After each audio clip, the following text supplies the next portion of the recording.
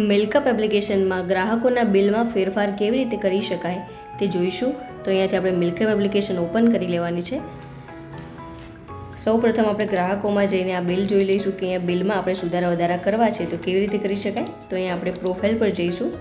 Profile પર આપણે સેટિંગ્સમાં જવાનું છે. સેટિંગ્સમાં આપણને નીચે ઓપ્શન આપેલું છે ઓર્ડરની માત્રામાં સુધારો કરો.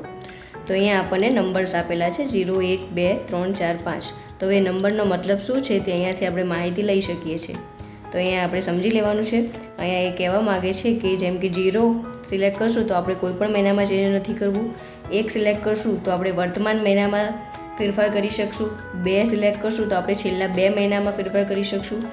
એ રીતે આપણે જોઈ લેવાનું છે. તો મારે છેલ્લા 3 મહિનામાં ફેરફાર કરવો છે તો અહીંયા હું 3 સિલેક્ટ કરીશ. અહીંયા બ્લુ એરો પર ક્લિક કરીને અહીંયા સફળ આવી જશે. તો અહીંયા આપણે પાછું ગ્રાહકો પર જવાનું છે. ગ્રાહકો પર આપણે કોઈ પણ બિલમાં જવાનું છે અને અહીંયા જ્યાં આપણે સુધારો કરવાનો હોય ત્યાં સુધારો કરી દેવાનો છે. તો અહીંયા હું 3ની જગ્યાએ 5 કરું છું. અહીંયાથી સાચો પર ક્લિક કરીશું તો અહીંયા આ બિલમાં ચેન્જ થઈ ગયું છે.